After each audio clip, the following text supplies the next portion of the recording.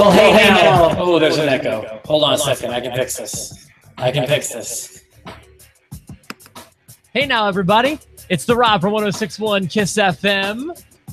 Here with my partner in crime. Say hello to Travis Sams. Good morning, Travis. What's up, Rob? How you doing? Welcome back to Post. It's great to be back. I feel like it's been a while. Yeah. How long has it been?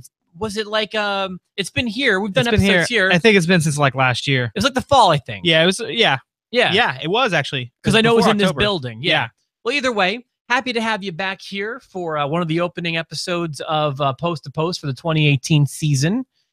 Jerry Valeri is going to be back with us next week, but Travis is, of course, a very well-educated wrestling fan. You've been watching, you've seen Raw and you've seen SmackDown this week, correct? Oh, yeah. That's going to be the theme of the broadcast today. Okay, we can handle that. I covered a lot yesterday. I was covering it solo, and I talked about things like NXT Wargames, the Takeover show. Yeah. I covered their USA cable TV debut. Yeah. Which was kind of crazy that was actually a thing that happened, but I thought it was cool. I enjoyed it. I enjoy NXT for the most part. How often do you watch NXT? You know, I try to watch it. I might not get to it every week, maybe every other week. I'll try to catch up. I'm kind of like I'm a mark in that I only watch the Takeover specials, but I like what I see. It's really good. I mean, they've got some great talent in NXT right now. The only reason I'm not watching week to week is really just because there's so much other wrestling. There is, but if there's nothing else on TV, that's my go-to. Oh, I hear you. That's cool. And what were your thoughts on the War Games match? It was good. It was brutal. I was a little thrown off by the WWE War Games cage. No top to it. That was one of my complaints. I just thought I gave it 4 stars, which is a great score out of 5. Absolutely. But I just felt like it was overrated. Mm-hmm. Everyone was telling me how much I had to see this match. And I guess my biggest complaint was psychology and just seeing things that no one in real life would do. Yeah. And how I hate that that's becoming the norm. Yeah.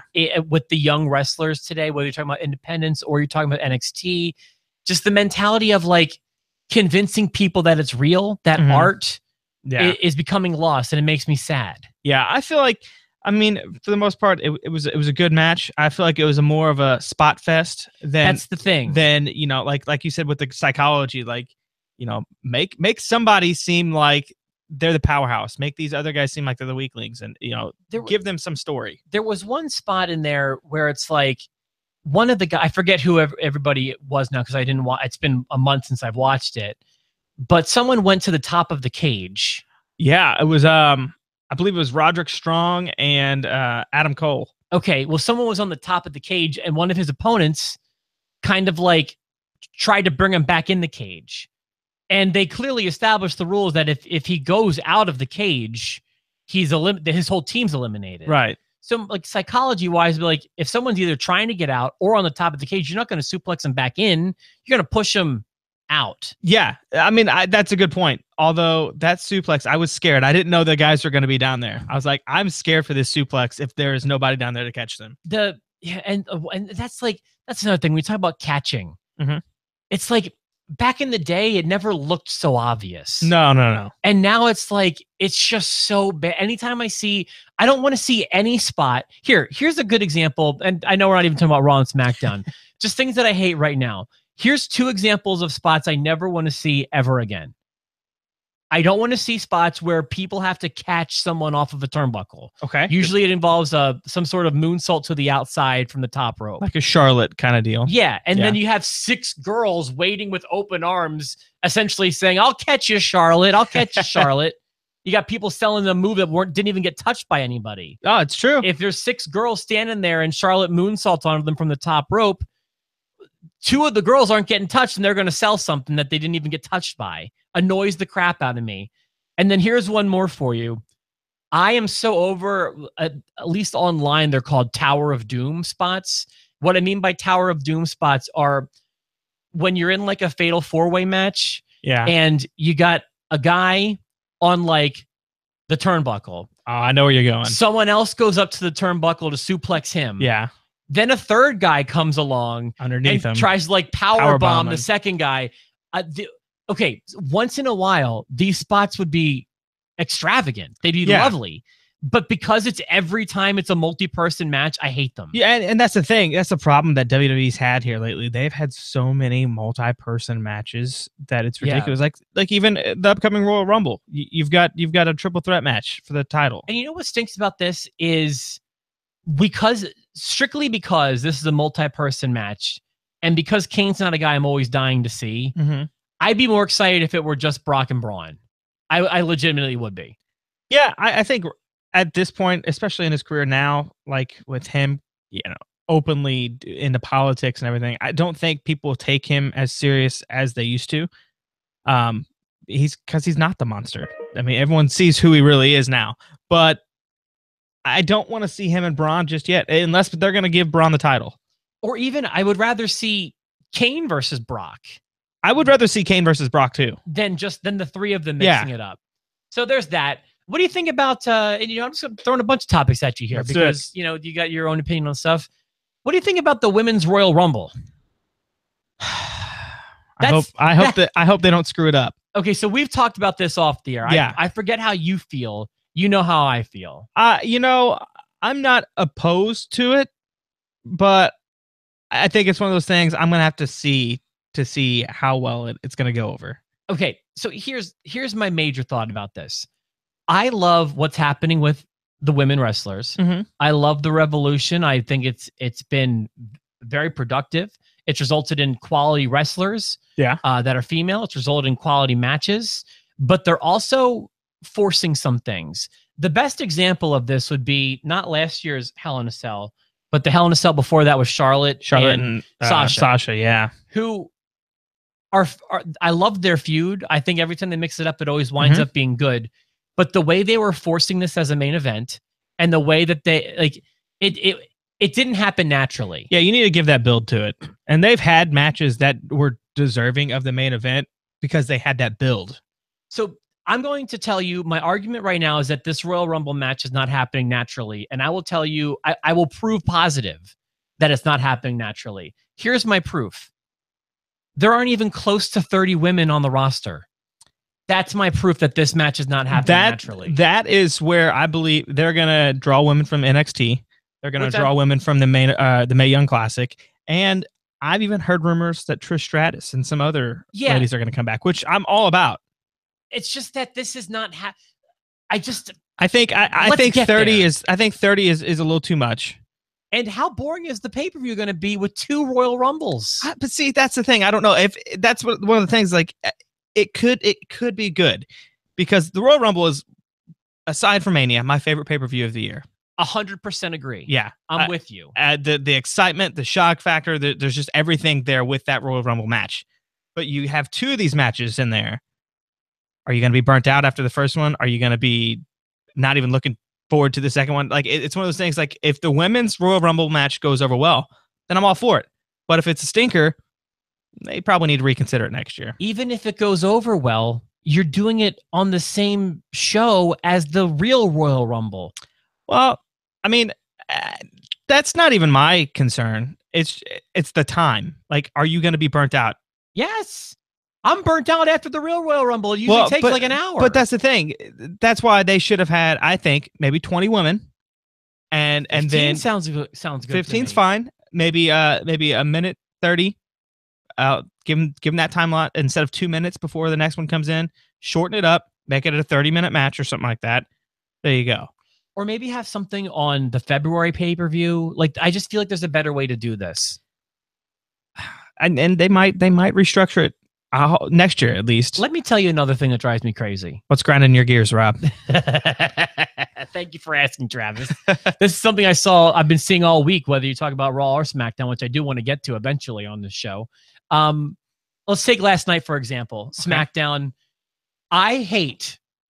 This dates back to the Attitude Era, the untouchable Attitude Era. Can I guess what you're about to say right now? Because I have a feeling I know where you're going with this. Please. Okay, Is go it ahead. The Authority figures being in the main event spotlight?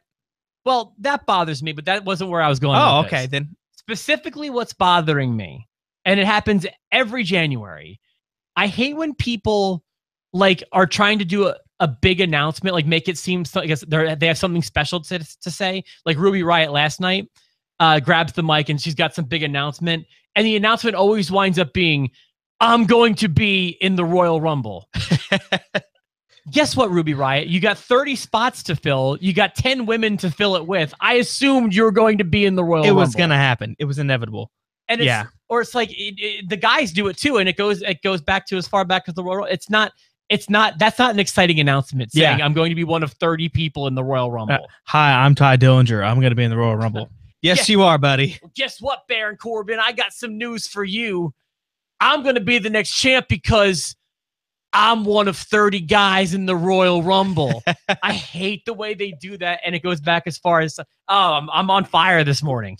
Well, so let's take a breather, Rob. Okay, thank you. We don't want you. It's just the beginning of the week still, technically. So let's. It's actually hump day. It is, but this is my first day back at work. So that's right. Welcome back. So did you have a good holiday? I did. I enjoyed it, and it made it even better. I listened to the Stone Cold podcast at least 3 times. Oh, talk about this. Okay, so Stone Cold on his podcast sometimes will have people submit emails. Yeah. So I just randomly did it one day from work. I'm like, hey, I work in Evansville, Indiana, and I did it on my work email. So he reads my question, which was basically asking about his stories from Evansville, because Evansville was his territory when he was back in WCW, USWA, I believe. He was running through the loops. Evansville, he'd come here on a Wednesday, he'd get paid here.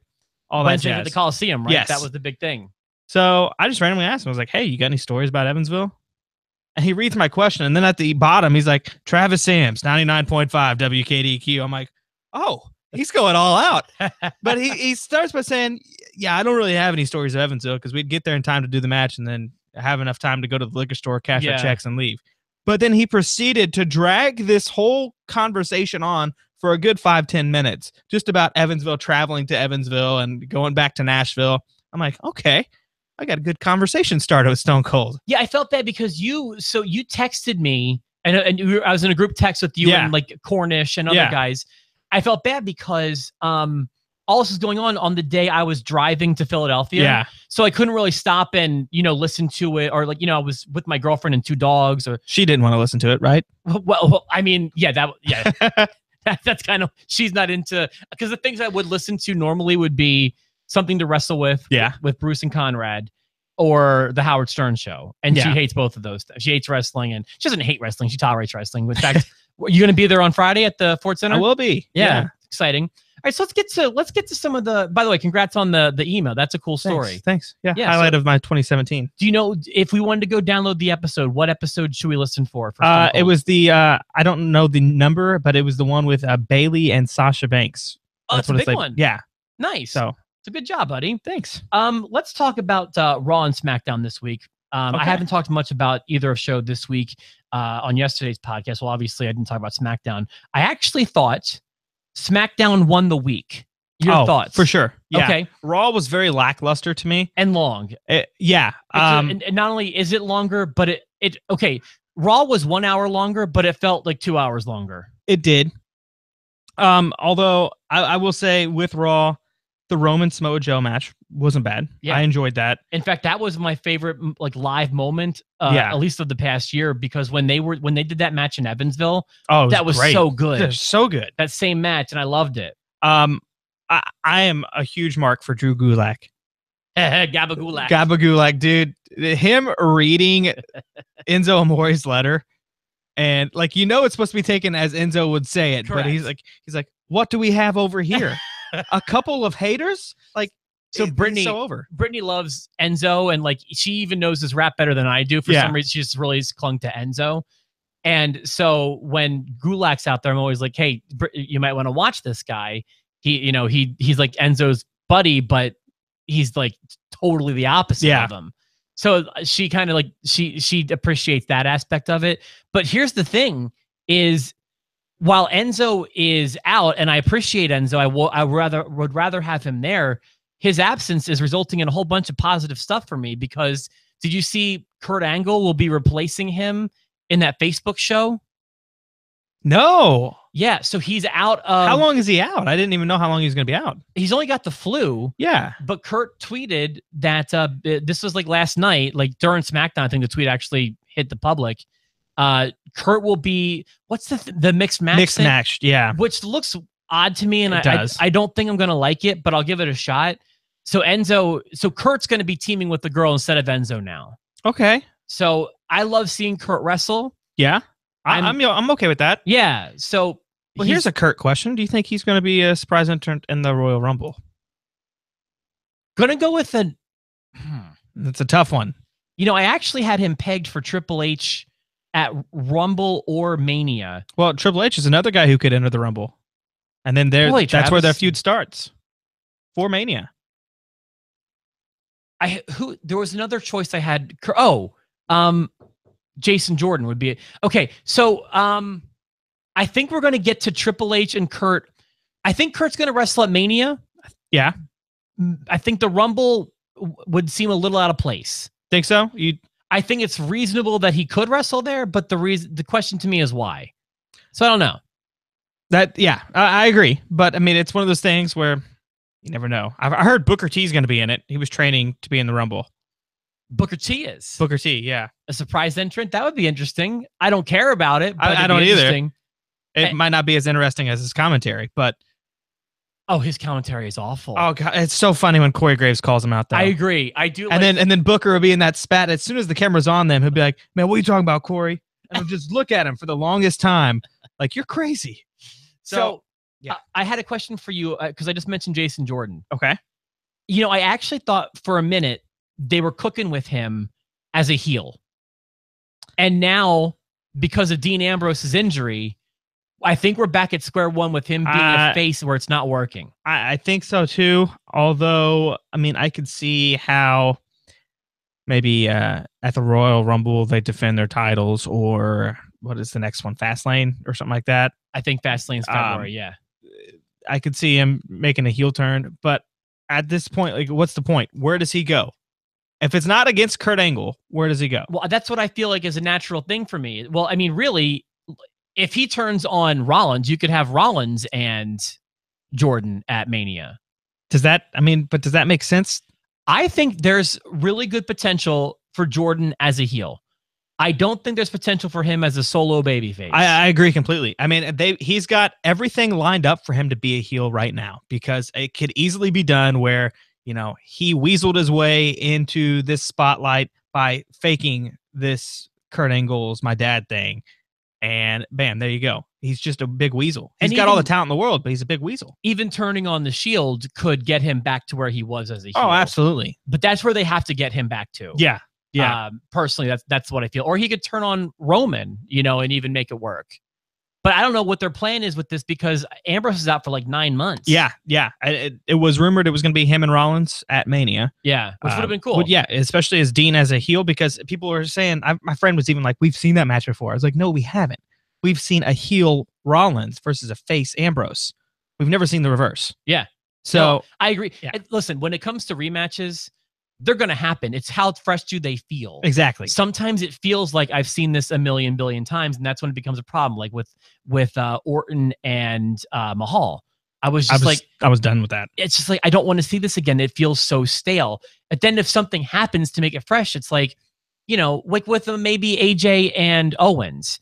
It had been a few months since we've seen it. They were separated 2 weeks ago. It'd been a while since we've seen it. It didn't feel, I agree, old. Speaking of something that's stale, though, the end of Monday Night Raw, did that not seem a little stale to you with Lesnar and Kane? It just wasn't much there. It was interesting seeing Brock get choke slammed. Yeah, but I agree. It did feel underwritten. Nothing happened. Like, where was Braun? Braun's in that mix too. Yeah, that's a good point. Underwritten is the best way I could describe it, I guess. And just that, what happened? If you missed it, you didn't really miss much. They don't like each other. So here's the question. Where do you see Braun going at Mania?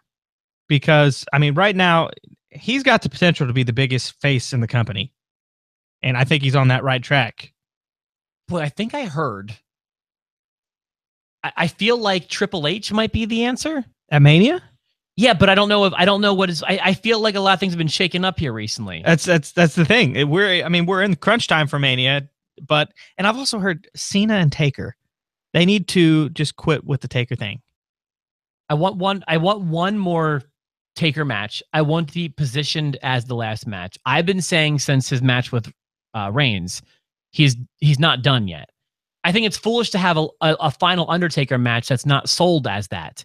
People will pay for the last Undertaker match. But do you think that's what he'll want to do? Like he'll just right off in the sunset like he did there at Mania. Like I feel like that was a good outing for him.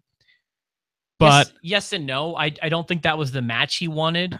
Not even positive that was the opponent he wanted. No, I'm sure not. But I do promise you, and I've been saying this since we were talking about, it's been over a year and a half now.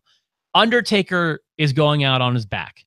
Everyone's talking about him winning the title last year before the Mania was put together. And I was like, guys, he's not retiring with the title. I hate to tell everybody, he's as old school as it gets. And old school is you go out on your back. Yeah. I promise you, he's not retiring winning the title. No, he wouldn't. So are you thinking for sure Cena Taker? Would that be your dream last match for Taker? Honestly, no, but I can't think of what my dream Taker match is. I mean, I would like to see Taker Sting, but at this point in both of their careers, that's a good choice. I might even prefer Kane. I would be fine with Kane too. Both of them being their last match. Well, that would be a dream come true.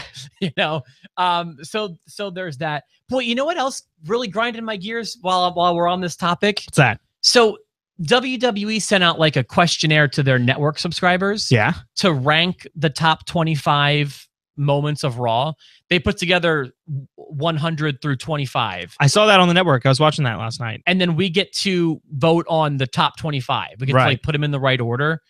And one of the choices, boy, did this piss me off. Because not only is it in the top 100 where it does not belong, it's in the top 25.